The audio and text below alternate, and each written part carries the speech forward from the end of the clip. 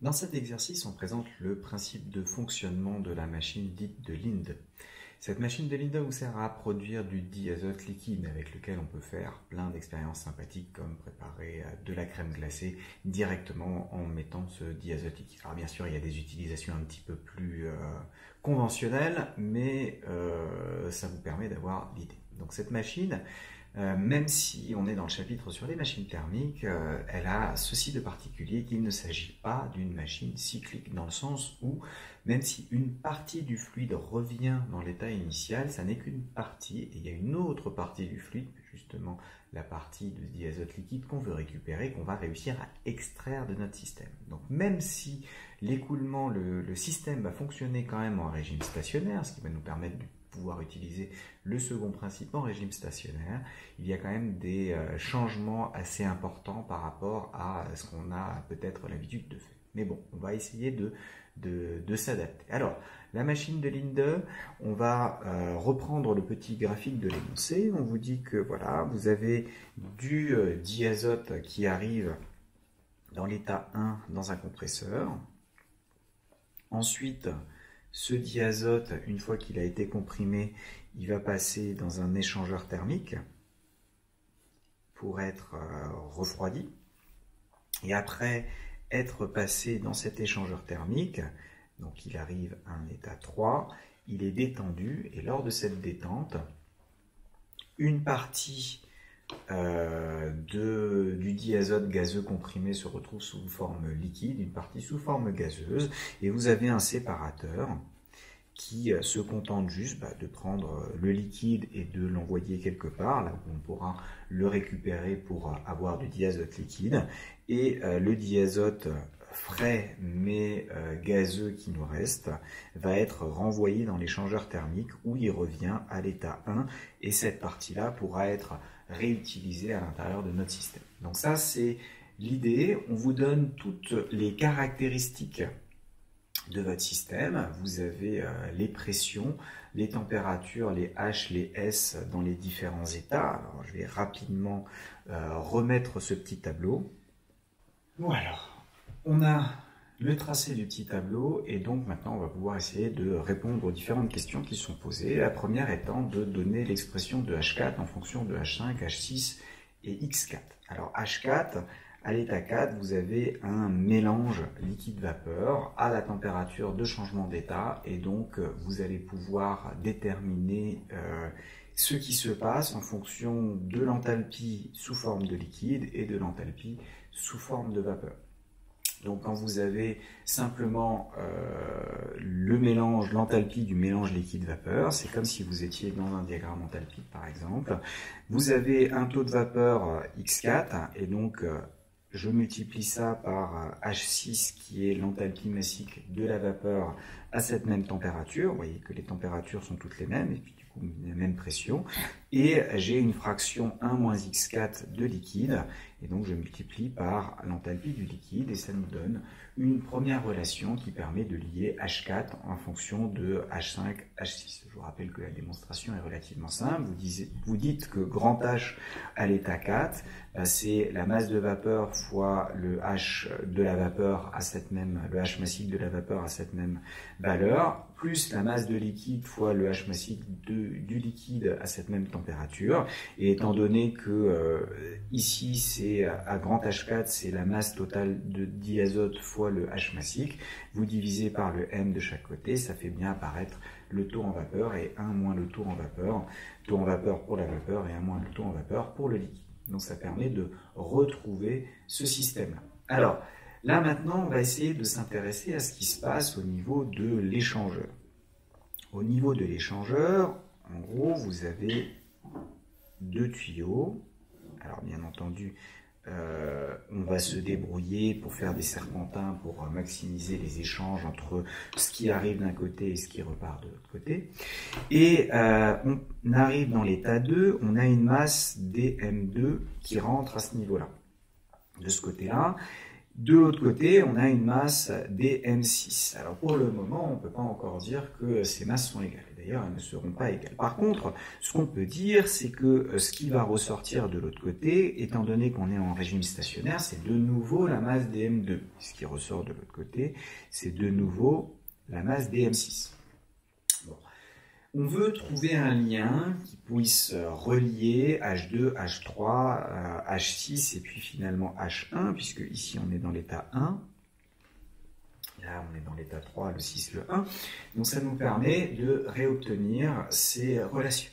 Une fois qu'on a fait ce petit schéma, ce qui nous intéresse, ça va être de traiter en fait chacun des sous-systèmes, la masse dm2 d'une part et la masse dm6 d'autre part, et les transferts thermiques qu'ils vont avoir. Donc si je prends mon système, c'est la masse dm2.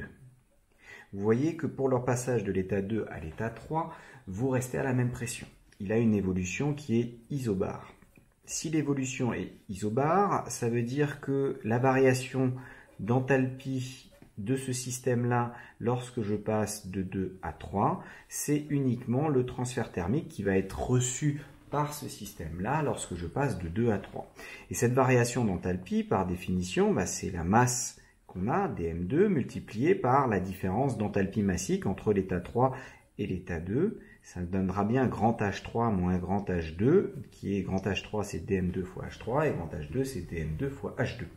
Donc on se retrouve avec une expression qui fait intervenir ce dm2 et qui est reliée au transfert thermique reçu par ce système depuis l'échangeur thermique.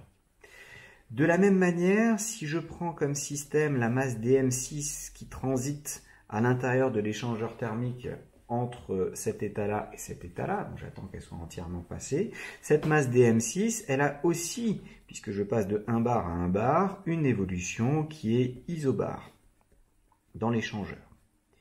Si on a cette évolution isobare, ça veut dire que la variation d'enthalpie quand je vais de 6 à 1, c'est égal au transfert thermique reçu de 6 à 1.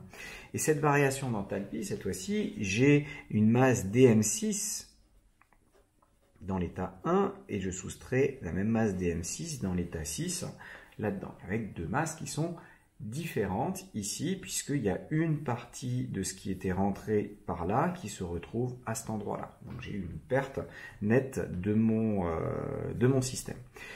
Qu'est-ce que je peux dire? Dans l'échangeur, donc là je reçois un transfert thermique Q6,1, dans l'échangeur, ce qui se passe, c'est que quand il y a une masse dm2 qui passe pendant un intervalle de temps dt, il y a une masse dm6 qui passe pendant le même intervalle de temps dt, et elles échangent leur transfert thermique l'une avec l'autre.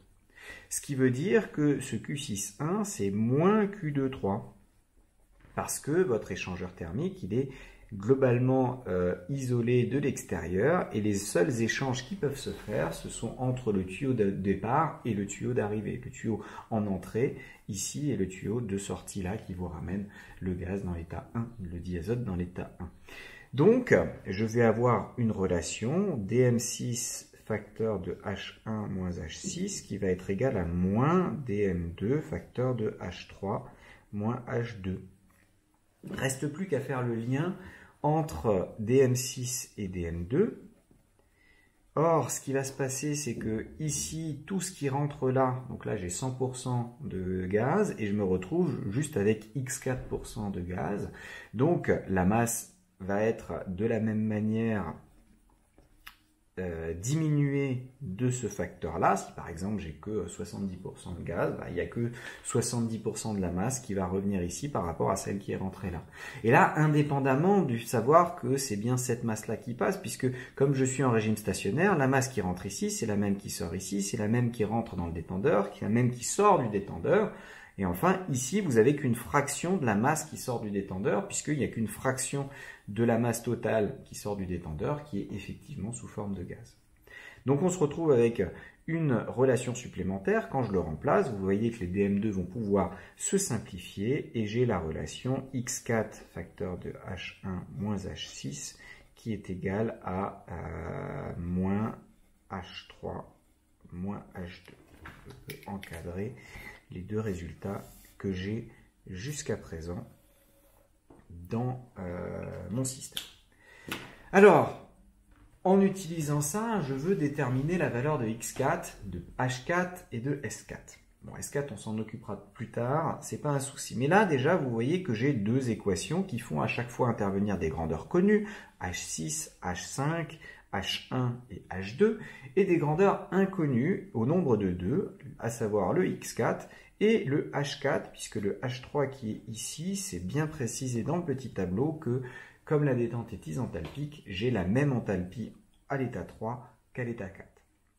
Donc là, j'ai mon H4, ce H4-là, je peux peut-être le remplacer par cette expression-là. Donc je me retrouve avec X4 facteur de 1 moins H6, qui est égal à moins H4, donc moins X4 H6, moins 1 moins X4 H5 et plus H2. Vous voyez que ce X4 H6 va se simplifier avec celui-ci. En revanche, là, j'ai un plus X4 H5, je le passe de l'autre côté, donc ça me fait X4 facteur de H1 moins H5, qui sera égal à, et donc de ce côté-là, il me reste du H2 moins H5. Et donc, on a une expression explicite du X4 sous la forme H2 moins H5 sur H1 moins H5. Alors ça ressemble un peu à une histoire de théorème des moments, on aurait l'impression, mais en fait là ça n'a aucun lien, c'est juste dû au fait de cet échangeur thermique et de la configuration de la géométrie qu'on a choisie pour notre échangeur. Si on regarde la valeur numérique correspondante pour votre X4, vous vous rendez compte que ça vous donne du 0,928. Ça veut dire qu'il y a quand même 93% du diazote qui rentre, qui ressort, et qui est réchauffé de nouveau, qui ressort sous forme de gaz. Et donc il n'y en a que 7% que vous arrivez effectivement à liquéfier en utilisant cette machine. À chaque fois que vous avez 1 kg qui rentre, vous avez que 70 grammes d'azote liquide qui ressort. Donc il va falloir brasser beaucoup d'azote, beaucoup de diazote avant d'arriver à cette expression-là. Bon, une fois qu'on a ça, c'est relativement facile de remplacer les valeurs correspondantes là-dedans. Et à l'application numérique, on trouve du 214 kJ par kilo. Donc ce qui est cohérent avec une baisse de température ici et puis quand même un aspect plus ou moins gazeux, donc c'est plus élevé que ce qu'on va avoir ici avec juste du liquide. Et dernière chose, on vous demande d'obtenir S4. S4, pour la même raison qu'ici, S4 c'est directement donné par X4 S6 plus 1 moins X4 S5, on va soigner les petits S pour Louis, l'application numérique, quand on utilise les valeurs données, ça donne du 2,78 kJ par kilo par Kelvin. Voilà, donc là vous avez les valeurs. De nouveau, S étant une grandeur extensive, je peux dire que le grand S en 4, c'est le grand S en 6, enfin c'est la masse de liquide, la masse de vapeur fois le S massique de la vapeur, donc le petit S6, plus la masse de liquide fois le S massique du liquide, donc le petit S5. On simplifie par les masses et puis on se retrouve avec cette expression-là qui de nouveau marche pour toute grandeur qui à la base est extensive, même si là, à chaque fois, on se ramène à 1 kg de système pour se débarrasser de tout l'aspect masse. Bon, au passage, on trouve que S4 est supérieur à S3, et ça c'est totalement normal. Vous avez une augmentation d'entropie, alors même qu'il n'y a pas eu d'échange thermique, c'est une détente adiabatique que vous avez, donc pas d'entropie échangée, mais vous avez eu création d'entropie, parce que cette détente est méchamment irréversible. Vous passez de 200 bars à 1 bar, et vous n'allez pas espérer que du gaz à 1 bar, naturellement, il se recomprime à 200 bars tout seul. C'est pas une évolution qui est naturelle, donc on a bien une évolution qui va être une évolution irréversible. Bon, alors maintenant, deuxième question, on vous demande quel est, en appliquant le premier et le deuxième principe à un système fermé bien choisi, calculer le transfert thermique Q et le travail W reçu par unité de masse du diazote traversant le compresseur. Et il faut en déduire la masse de diazote liquide qui va être recueilli lors de cette évolution. Alors avec un peu de chance, on devrait avoir assez de place pour le faire ici, à condition que l'encre ne manque pas. Donc, alors cette histoire de, en appliquant le premier principe à un système fermé bien choisi, en fait, ça va être, on pourrait le faire, mais ça revient à redémontrer le premier principe en écoulement stationnaire. L'exercice était fait à une époque où cet énoncé du premier principe en écoulement stationnaire n'était pas forcément aussi appuyé. Là maintenant ça fait effectivement partie du cours, donc il faut que vous sachiez le faire, l'utiliser. Et donc on va pouvoir utiliser cette information lors de la compression. Et lors de la compression, vous avez que le delta H sur 1,2, bah, c'est le transfert thermique plus le travail utile récupéré. Et donc c'est en fait juste le travail utile lors de la compression. Ah non, on ne sait pas, pardon. On ne va pas présupposer que qu'il y a absence de transfert thermique. Donc, et par contre, on va essayer de le calculer, ce transfert thermique lors du passage. Donc là, vous avez le premier principe en écoulement stationnaire qui s'écrit comme ça. Si vous appliquez le second principe à une masse dm qui transite de cet état-là à celui-ci, finalement, c'est ça que ça revient à dire. Cette évolution, vous prenez une masse dm, vous la faites transiter. Vous avez donc une variation d'entropie. Cette variation d'entropie, on vous dit que l'évolution va être réversible. Donc la variation d'entropie donc pour dm qui passe de 1 à 2, lors de l'évolution de 1 à 2, étant donné que c'est réversible, ce sera uniquement l'entropie qui va être échangée. Et ça va donc être le transfert thermique reçu lors de cette évolution divisé par la température. Et vous voyez que là, par contre, l'évolution est bien gentiment isotherme lors de cette compression. C'est une compression un petit peu particulière. Donc c'est pas une compression adiabatique comme on a l'habitude de le supposer dans les machines en écoulement stationnaire, mais là c'est une compression qui visiblement est isotherme.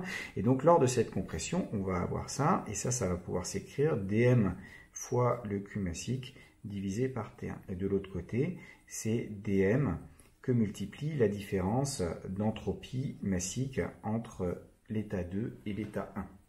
Donc là, vous voyez déjà qu'il y a les dm qui se simplifient. Et donc, je peux écrire que le transfert thermique reçu lors de la compression dans le compresseur va être égal à T1 que multiplie la différence d'entropie massique entre l'état 2 et l'état 1. Donc, on a ce transfert thermique. Et de l'autre côté, étant donné que je peux utiliser cette expression-là pour la variation d'enthalpie, ça me permet de calculer le travail utile dans le compresseur sous la forme delta H moins Q, c'est-à-dire H2 moins H1, auquel je soustrais T1 que multiplie S2 moins S1. Donc j'ai une expression explicite du travail reçu par unité de masse de fluide dans notre système. Alors, dans l'énoncé, on vous précise que la puissance du compresseur est égale à 100 kW, c'est donc une puissance mécanique.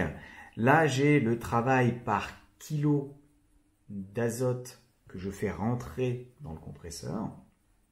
Et donc, là, je vais pouvoir connaître ce travail-là pour savoir comme j'ai l'énergie par unité de temps, je vais pouvoir me ramener à une information sur la masse qui va effectivement passer pendant un temps t.